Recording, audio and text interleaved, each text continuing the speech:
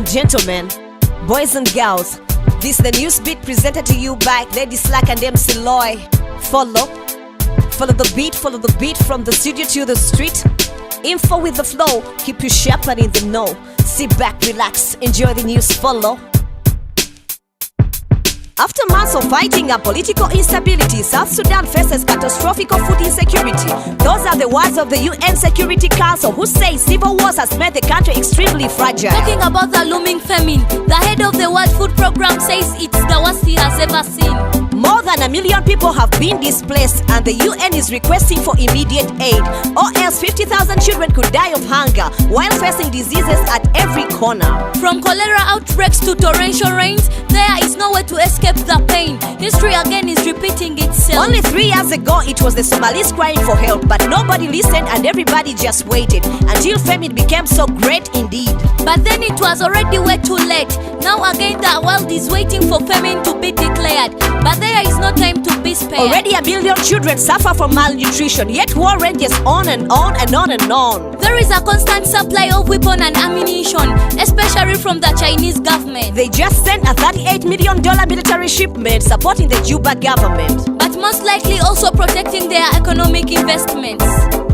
We just spent 675 billion shillings on South Sudan-related military dealings. But where are our priorities, such as teachers' salaries? Although they are so important, they remain the lowest paid civil servants. That's why they must find an extra income by riding bikes instead of being in class like in Bukedia. More than 50 teachers registered to ride borders. This used to be a business for less educated. But the situation has deteriorated. The teachers have no more option but to ride bikes before and after lessons. Some even want to leave teaching forever, rather than suffer in the system forever, where there is less respect and pay is a problem. Welcome to Northern Sudan. To be a real princess, you need more than a fancy dress. You need a country to call your own. And what better place than Africa to start a new kingdom? As if 2 Sudanese states weren't enough, a third one just came up. It's the kingdom of North Sudan, led by a 7-year-old princess wearing a crown. Established by her father, who wanted to please his daughter, he claimed land along the Egyptian and Sudanese border. The place is a desert area. It said this kingdom plans to do good things for Africa. For now, all she has is a crown and a flag, and one really cool dad. The man from Virginia is now the king, the kind that would have loved to attend a certain conference in Berlin. When in 1884 Western powers came together, cut Africa like a cake and share it with one another.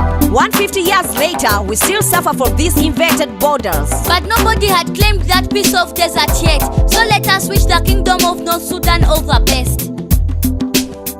From the record news to the inspirational news, Survivor presents Newz Beat salutes. A good and competent leader is hard to come by. A trustworthy individual on whom you can rely. Intelligent and diligent, a person of integrity, driven with the purpose of unity and prosperity. One of the most revolutionary leaders of the day is President Jose Mujica of Uruguay. Known as the world's poorest president globally because he donates 90% of his salary. He gives it to poor people and small businesses, charity organizations and poor orphanages. He's a rare president who flies economy class, drives an old Volkswagen Beetle without a fuss. The former political prisoner and war gorilla lives on a small farm with his wife Lucia. He declined to reside in a presidential palace and included it among the state shelters for the homeless. He is a controversial and charismatic figurehead, a leader of the common people without a motorcade, a committed servant and a humble leader. Newz Beat salutes President Jose Mujica. Thank you, Survivor, for the inspiring Newz Beat salutes. That was the news on the beat. Next week will be another hit. Still Lady Slack, MC Loy, reporting live and direct with love and respect.